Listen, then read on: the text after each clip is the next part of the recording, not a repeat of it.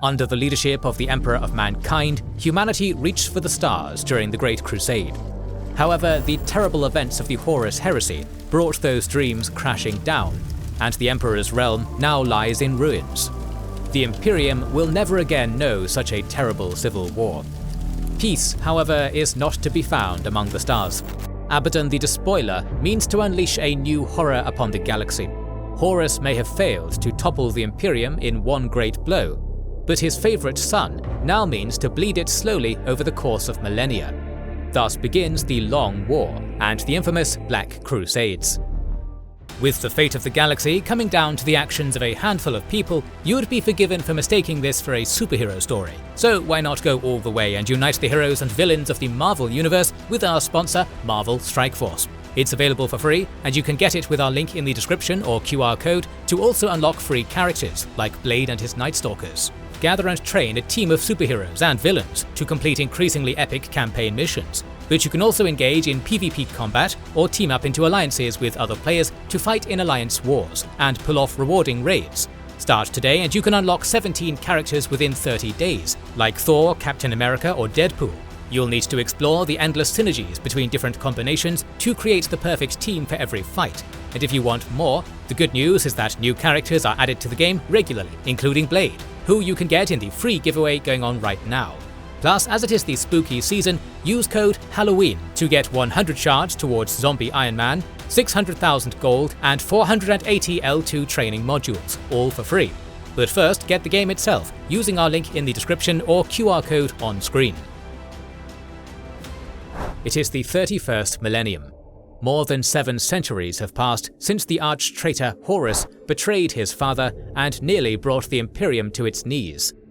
Though Horus was eventually slain, the Emperor lies broken on the Golden Throne, never to rise again. After this Pyrrhic victory, the Loyalist forces launched the Great Scouring. Led by the remaining faithful Primarchs, they aimed to reclaim their lost territory and avenge their father. This campaign also meant to eradicate the traitor legions, along with what worlds were foolish enough to side with Horus. Under the leadership of the likes of Rebute Gilliman of the Ultramarines, Rogel Dawn of the Imperial Fists, or Lionel Johnson of the Dark Angels, the Loyalists laid waste to any enemy stronghold they could find. Leaving no stone unturned, the vengeful Imperials drove the traitors away from Imperial space. The traitor legions opted for a desperate solution to stave off their inevitable defeat. The bulk of their forces made with all haste for the Eye of Terror, where they hoped their pursuers would not dare to follow. Located to the galactic north of Holy Terror, the Eye of Terror is the largest warp anomaly in the galaxy. There, the planes of the Materium and Immaterium collide. It is home to countless eldritch horrors, and none save Lorgar Aurelian truly knew what lay within it. To stay within real space, however, would mean certain death for the scattered forces of Horus Lupercal. And so the desperate decision was taken to delve within the unknown. Thus began the Age of Rebirth, 7 centuries of peace, with no sight of the traitors. With every passing decade, mortal minds became increasingly complacent. New rulers rose to lead the Imperium in the Emperor's absence. Known as the High Lords of Terror, these mortal men and women began to believe that the Chaos Astartes had all met their end within the Eye. Yet despite this hard-earned respite, not all was well within the Imperium. One by one, the Loyalist Primarchs were lost to the whims of fate. Lionel Johnson, leader of the most lethal of all legions, disappeared under mysterious circumstances that saw his homeworld of Caliban destroyed. Corvus Corax, Primarch of the secretive Raven Guard, delved into the Eye of Terror, bent on hunting down his fallen brothers. Vulcan, a beacon of hope for humanity, vanished without a trace. Jagatai Khan, Warhawk of the White Scars, disappeared within the webway. Rebute Gilliman, the Emperor's finest strategist, was mortally wounded by his brother Fulgrim and placed within a stasis chamber on Macragge. Leman Russ, the Emperor's executioner, disappeared within the webway in search for a way to resurrect his father. By the end of the 8th century of the 31st millennium, only Rogel Dawn stood in defense of his father's realm. Known as the Praetorian of Terror, Dawn was the immovable wall upon which the traitor legions were shattered on Terror. He was aided in his endeavors by his favorite son Sigismund, the Emperor's champion. As recompense for his heroic actions during the Siege of the Throne World, Sigismund had been named High Marshal of the Black Templars. This second founding chapter grouped 1,000 of the most zealous members of the original Imperial Fist's Legion. Though Sigismund was now old even for an Astartes, his mind had lost none of its sharpness. The horrors of the Heresy was a distant memory for the High Lords, but not for the High Marshal. Foremost in Sigismund's mind was the fate of the traitor legions within the Eye. Despite repeated warnings from the High Marshal, the leaders of the Imperium were convinced that nothing could have possibly survived within the folds of the Immaterium. Any traitor foolish enough to have sought refuge within that hellish place must surely be long dead. Sigismund, however, refused to relent. None of these petty bureaucrats had even been alive during the Heresy, and he would not be lectured by them on matters of war.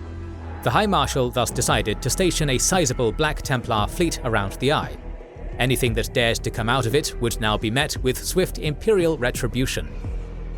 By the end of the 31st millennium, however, the threat of chaos was not taken seriously by the wider Imperium. The awe-inspiring fortifications of Cadia, that would form the linchpin of the Imperial defences against the Eye for the next 10,000 years, had not yet been built. Mighty though they were, Sigismund and his fleet stood alone, far from any resupply zone. To make matters worse, the warp storms that ravaged the area around the Eye would make communication with the wider Imperium almost impossible. And thus the brave elements of the Black Templars were but a blot on the galactic map. They stood defiant, a few hundred strong, watching over a warp anomaly that stretched across several thousand light-years. Meanwhile, on the other side of the material realm, events were taking place that would shake the galaxy for the next 10,000 years. Against all probability, the traitor legions had managed to survive within the Eye. Through a combination of incredible willpower, martial skill, and dark pacts, the Chaos Astartes had colonized the cursed planets within the Eye of Terror, creating their own petty realms. Chaos, however, was self-defeating, and with the death of Horus Lupercal, no leader had managed to impose his will on the disparate traitor legions.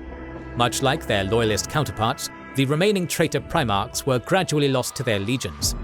Many of them settled on their newly colonized planets, consoling themselves as kings of lesser worlds after their failure to take Terra. Angron, whose greatest fear was to live and die as a slave, was now a ravening beast under the control of the god of murder Khorne. Magnus the Red, now a shadow of his former self, danced to the tune of Tzeentch on the planet of sorcerers. Fulgrim indulged in every pleasure on the planet Calyx under the gaze of Slaanesh. Mortarion was now a soulless warp creature under the service of the god of decay Nurgle. Perturabo fortified the world of Medrengard, caring little for the affairs of the galaxy. Conrad Kurz willingly met his end at the hands of an Imperial assassin, and Lorgar Aurelian sequestered himself in prayer on the planet Sicarius. Bereft of leadership and deeply ashamed after their defeat on Terra, the Chaos Astartes vented their rage on each other. They waged a terrible war within the Eye, known as the Legion Wars. Cut off from any form of logistical support, the traitor Astartes vied with each other for everything from planets to call home, to precious ammunition, power armor, or even slaves. The balance of the war ebbed and flowed, with one legion taking the advantage, only to lose it soon after to another. Atrocities were committed daily out of spite rather than reason. Alliances were formed and shattered almost immediately after. All vestiges of nobility were now well and truly gone from the lost and the damned. At the bottom of the rung stood the Sons of Horus.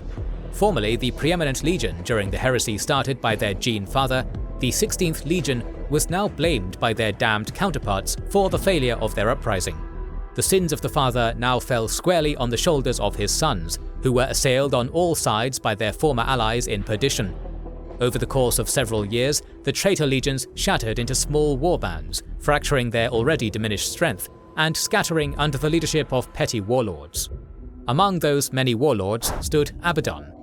Formerly the first captain of the Sons of Horus and lieutenant to Horus Lupercal himself, Abaddon was a hulking giant of a man even for an Astartes. Abaddon had made a name for himself even before the heresy as one of the deadliest and most bloodthirsty space marines among the legions. Born on Chthoniya, the first captain fought throughout the Great Crusade, standing shoulder to shoulder with his Gene Father and the Emperor himself during the triumph at Ulanor. Now, however, he was but the leader of a shattered and dishonored host. Yet the first captain had vowed to right the wrongs of his fallen father and claim the head of the Emperor himself. Before he could do that, however, he had to first consolidate his position. Eschewing the now disgraced name of Sons of Horus, Abaddon put the past behind him and created the Black Legion.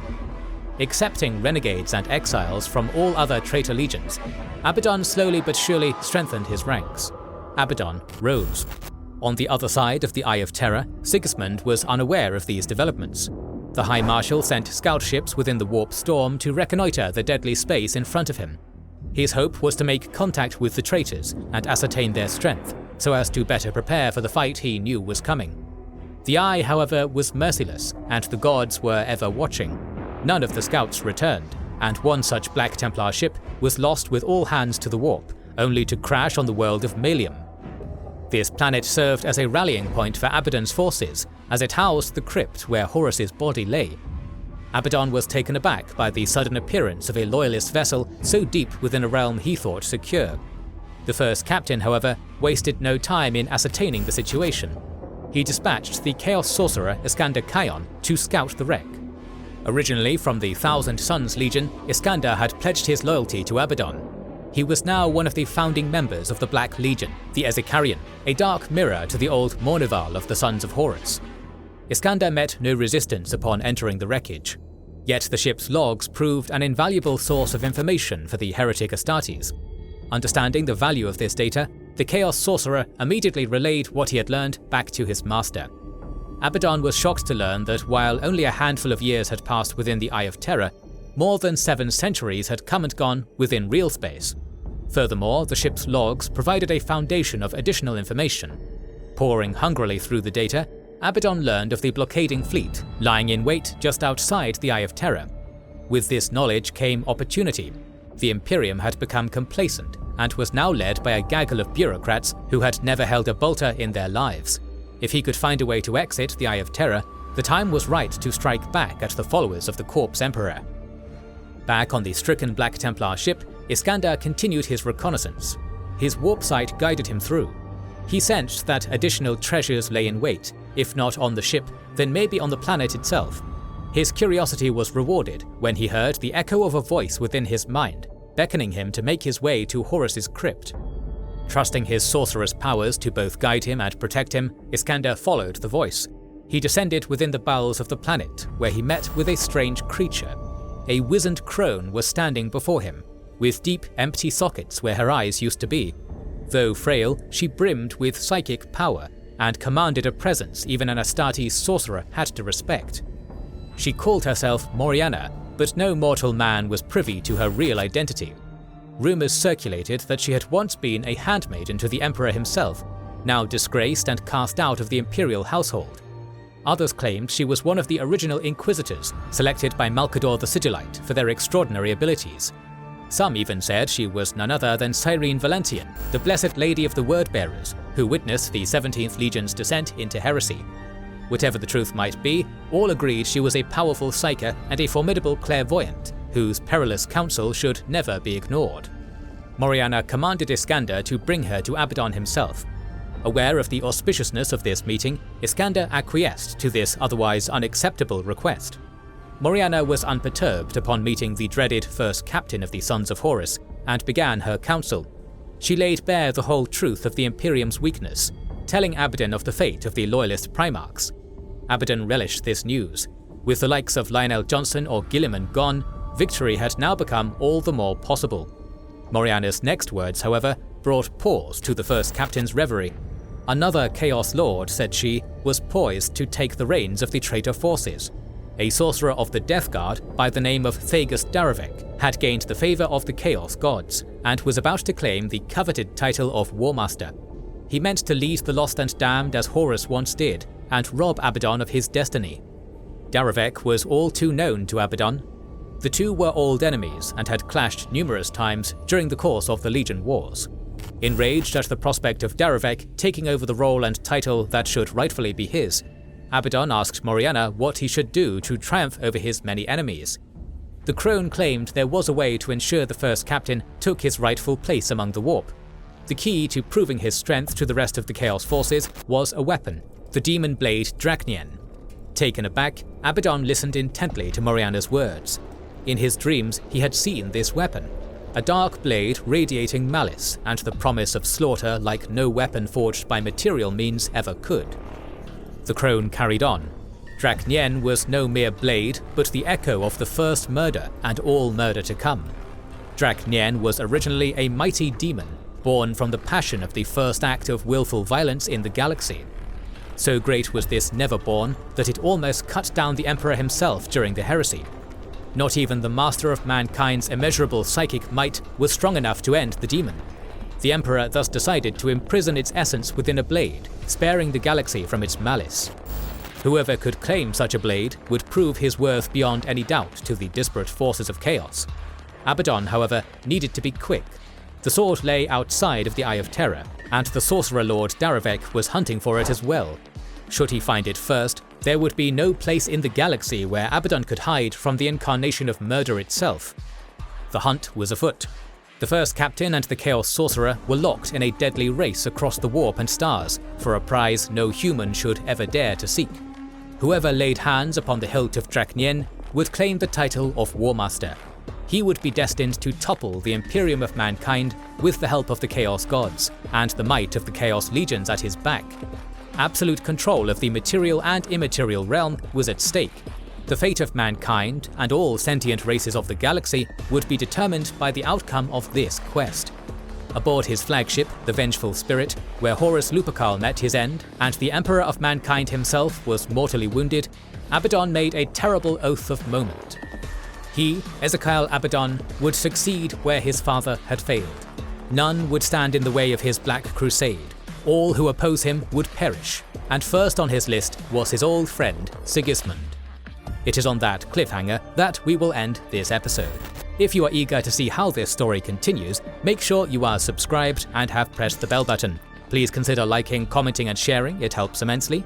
Our videos would be impossible without our kind patrons and YouTube channel members, whose ranks you can join via the links in the description to know our schedule, get early access to our videos, access our Discord, and much more. This is the Wizards and Warriors channel, and we will catch you on the next one.